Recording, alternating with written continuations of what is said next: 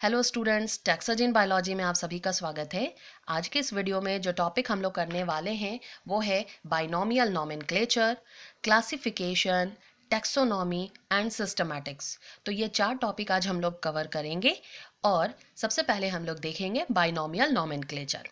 Nomenclature जिसका मतलब होता है the process of giving name to the organism. किसी भी ऑर्गेनिज्म को एक प्रॉपर नेम देना, ये प्रोसेस कहलाता है नोमेनक्लेचर। पिछले वीडियो में हम लोगों ने कॉमन नेम्स के बारे में जाना था। कॉमन नेम्स जिसे हम लोग वर्नाक्यूलर नेम भी कहते हैं और ये अलग अलग एरिया में, अलग अलग कंट्रीज में, डिफरेंट लैंग्वेजेस में होता है। दैट ऑलवेज क्रिएट्स कन्फ्यूजन, जो हमेशा कन्फ्यूजन क्रिएट करता है that to which organism we are talking about. तो इस कन्फ्यूजन से दूर रहने के लिए, to avoid this confusion, we give a certain specific standard or scientific name to the organisms. ये साइंटिफिक नेम जो होते हैं या ये स्टैंडर्ड नेम जो होते हैं, ये कुछ एग्रीड प्रिंसिपल्स और क्राइटेरिया पर बेस्ड होते हैं जिसे वर्ल्ड के सारे बायोलॉजिस्ट एक्सेप्ट करते हैं। जैसे कि आपने जाना ICBN के बारे में, जो प्लांट्स के नेम को प्रोवाइड करता है, ICZN जो एनिमल्स के नेम प्रोवाइड करता है। तो इस तरीके से हम लोग क्या देखते हैं कि हर ऑर्गेनिज्म को एक साइंटिफिक नेम, एक स्टैंडर्ड नेम दिया जाता है ताकि कंफ्यूजन ना हो और उस ऑर्गेनिज्म को पूरे वर्ल्ड में उसी नाम से जाना जाए। Binomial nomenclature was first used by Carolus Linnaeus. Binomial nomenclature को सबसे पहली बार यूज करने वाले साइंटिस्ट का नाम था कैरोलस लीनियस।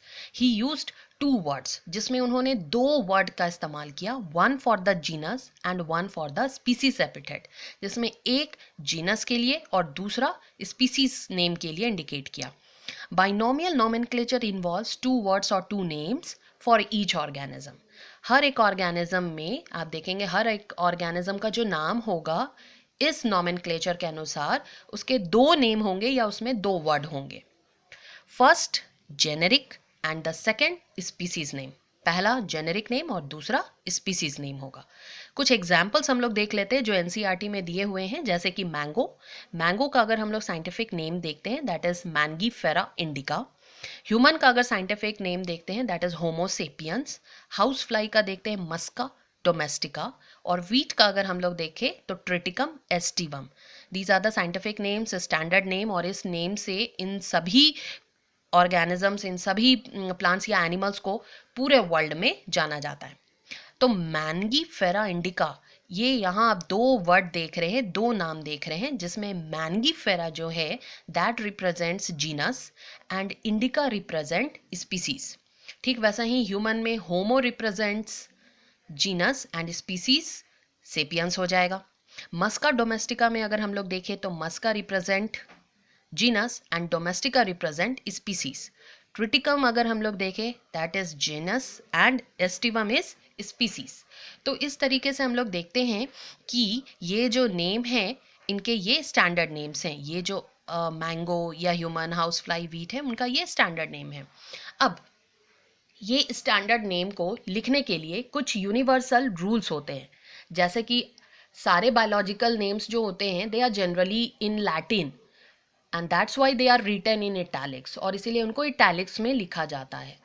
मगर इटैलिक्स में आप नहीं लिख सकते, आप जब हाथ से उनको लिखते हो तो they are separately underline, okay, to indicate their Latin origin. तो इस लैटिन ओरिजिन को इंडिकेट करने के लिए जब हाथ से इन बायोलॉजिकल नेम को लिखा जाता है तो उसको क्या कर दिया जाता है, सेपरेटली अंडरलाइन कर दिया जाता है। जैसे मैंने यहाँ पे लिखा है मैंगो, मैंगीफेरा इंडिका, और इसको क्या कर दिया, सेपरेटली अंडरलाइन कर दिया। आप एक साथ इसको लाइन नहीं कर सकते, सेपरेटली अंडरलाइन करना है ताकि आप ये बता सके कि this one is genus and this one is species.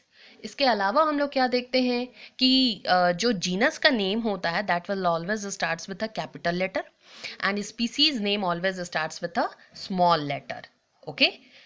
इसके अलावा कई बार हमें यह भी देखने को मिलता है कि जो name of the author, okay, appears after the species name, यानी at the end of the biological name, और ज़्यादातर उसको एब्रीविएटेड फॉर्म में ही लिखा जाता है। जैसे कि अगर हम लोग यहाँ पर देखें मैंगीफेरा इंडिका LI LINN है ना। अगर इस तरीके से लिखा हुआ है तो यहाँ पर जो ये LINN है आफ्टर स्पीसीज, इंडिका के बाद जो ये लिखा हुआ है LINN, that represents the name of the author and that species was first described by Linnaeus।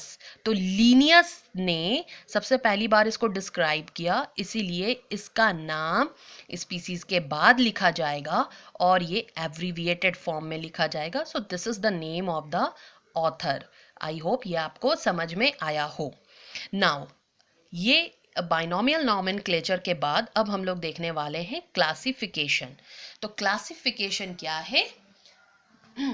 It is impossible to study all the living organism, so it is necessary to devise some means to make this possible। आपको पता है कि इतने सारे living organism हमारे अर्थ में मौजूद हैं, तो उनको स्टडी कर पाना हमारे लिए इम्पॉसिबल है, बिकॉज 1.7 to 1.8 मिलियन स्पीसीज हैं। इनको स्टडी कैसे किया जाए? तो कुछ ऐसी चीज़ें करनी होंगी। इनको स्टडी करने के लिए क्या करना होगा? इनको प्रॉपरली ग्रुप करना होगा, एक डिवीज़न करना होगा, जिस प्रोसेस को हम लोग कहते हैं क्लासिफिकेशन। तो classification is the method of arranging organism into groups और categories on the basis of their similarity and dissimilarity. तो आप देख रहे हो कि जितने भी लिविंग ऑर्गेनिज्म हैं उनको स्टडी कर पाना इम्पॉसिबल है, तो उनको क्या करने की ज़रूरत है? उनको स्टडी करना आसान हो जाए, पॉसिबल हो जाए, तो उनको एक पर्टिकुलर क्लास में, ग्रुप में, कैटेगरीज में डिवाइड कर देना चाहिए, है ना, ताकि उनका सही से स्टडी किया जा सके। यही प्रोसेस क्या कहलाता है? क्लासिफिकेशन। ये क्लासिफिकेशन जब भी किया जाता है, यानी ऑर्गेनिज्म को ग्रुप या कैटेगरीज में जब भी अरेंज किया जाता है on the basis of their similarity and differences. कुछ एडवांटेजेस हैं क्लासिफिकेशन के, जैसे क्लासिफिकेशन करने की वजह से क्या होता है? It makes the study easy of wide variety of organism. जो वाइड वैरायटी हैं ऑर्गेनिज्म के, उनके स्टडी करना आसान हो जाता है। Information regarding existing diversity of the organism, हमें क्लासिफिकेशन से ये पता चलता है कि उनका करंट स्टेटस क्या है, यानी डाइवर्सिटी ऑफ द ऑर्गेनिज्म समझ में आता है, कितने स्पीसीज़ हैं, कितने स्पीसीज़ एक्सटिंक्ट हो चुके या इंडेंजर्ड हैं, ये सारी चीज़ें हमें पता चलती हैं। It helps to understand pattern of evolution, classification से हमें इवोल्यूशन के पैटर्न को भी समझना आसान हो जाता है कि कैसे इनका डेवलपमेंट हुआ। It forms the basis for the development of other biological science like ecology, biogeography, etc. Classification की मदद से दूसरे बायोलॉजिकल साइंस का भी डेवलपमेंट हो सकता है, जैसे कि ecology, that means the relationship of the organism with their surrounding, biogeography, जिसमें आप देखेंगे इनका फिजिकल हैबिटेट, या फिर हम लोग देख सकते हैं ethology, that means the behaviour of the organisms. तो ये सारी चीज़ों को समझना आसान हो जाता है। तो क्लासिफिकेशन की मदद से हम लोगों ने क्या देखा? वाइड वैरायटी ऑफ ऑर्गेनिज्म का स्टडी ईजी होता है, जो प्रेजेंट डाइवर्सिटी है उसके बारे में इंफॉर्मेशन मिलता है, पैटर्न ऑफ इवोल्यूशन समझ में आता है, और साथ ही साथ दूसरे बायोलॉजिकल साइंस का भी डेवलपमेंट होता है, जैसे कि ecology, biogeography, biochemistry, ethology etcetera. चलिए, तो ये था क्लासिफिकेशन। अब हम लोग देखने वाले हैं टैक्सोनॉमी। टैक्सोनॉमी जो टर्म है that was given by APD Candolle. Okay, APD कैंडोले ने, आप देखेंगे, टैक्सोनॉमी टर्म दिया, बट फादर ऑफ टैक्सोनॉमी किसे कहते हैं हम लोग? Carolus Linnaeus. तो ये जरूर याद रखें, father of taxonomy, father of taxonomy हम लोग कहते हैं कैरोलस लीनियस, जिन्होंने सबसे पहली बार बाइनोमियल नॉमेनक्लेचर यूज किया था। ये टैक्सोनॉमी जो है ये ग्रीक वर्ड से आया है। ये दो ग्रीक वर्ड इसमें शामिल हैं, टैक्सिस जिसका मतलब होता है अरेंजमेंट, एंड नोमोस जिसका मतलब होता है लॉज। तो क्लासिफिकेशन में हम लोगों ने क्या देखा? हम लोगों ने क्लासिफिकेशन में देखा सिंपली ऑर्गेनिज्म को किसी पर्टिकुलर ग्रुप या कैटेगरी में डिवाइड कर देना, ग्रुप कर देना, okay, on the basis of similarity and dissimilarity. अब यहाँ हम लोग क्या देखेंगे? यहाँ taxonomy that means the classification but according to certain laws, certain regulation, certain procedures. Okay तो यहाँ टैक्सेस का मतलब है अरेंजमेंट एंड नोमोस का मतलब होता है laws. For studying the living organism, they are arranged in a systematic manner. That is, on the basis of similarity and dissimilarity, organisms are arranged into various groups. This process is called classification or taxonomy और systematics.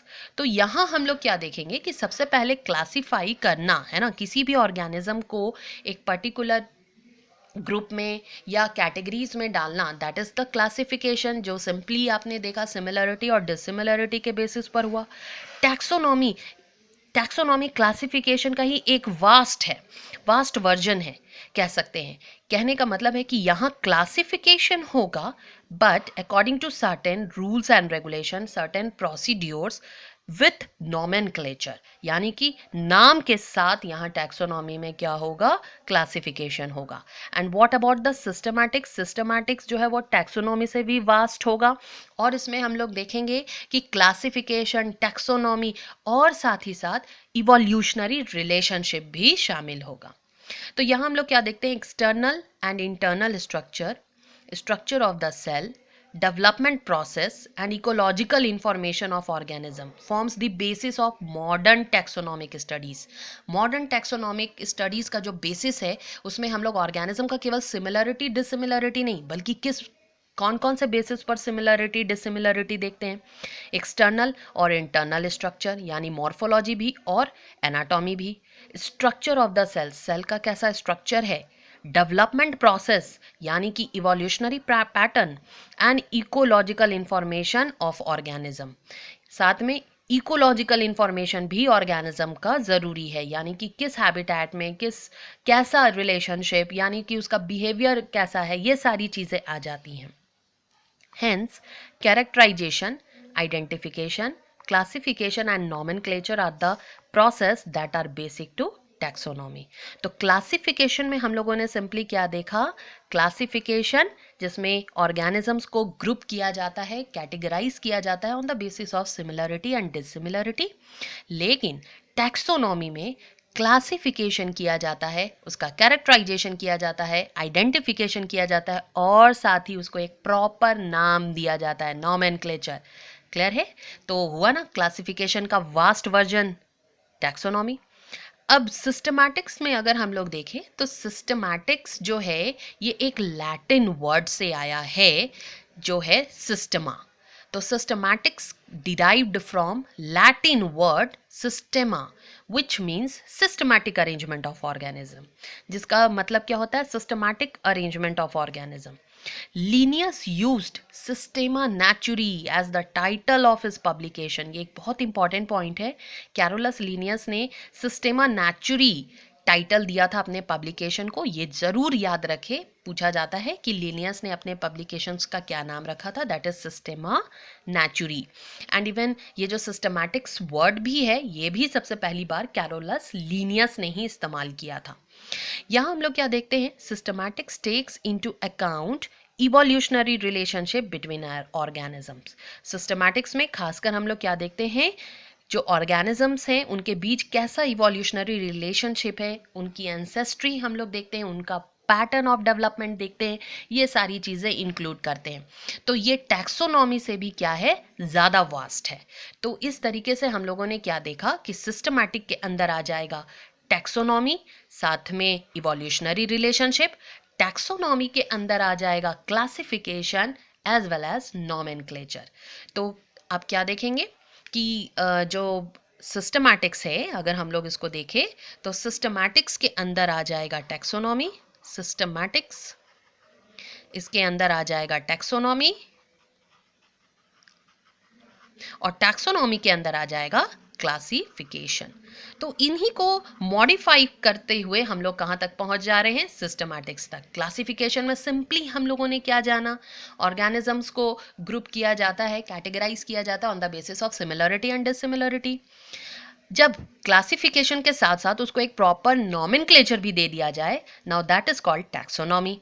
और taxonomy के साथ साथ यानी taxonomy जिसमें nomenclature भी आ गया है, क्लासिफिकेशन भी आ गया है, अब उसके साथ साथ जब उसके इवोल्यूशनरी रिलेशनशिप को पढ़े तो दैट इज कॉल्ड सिस्टमैटिक्स.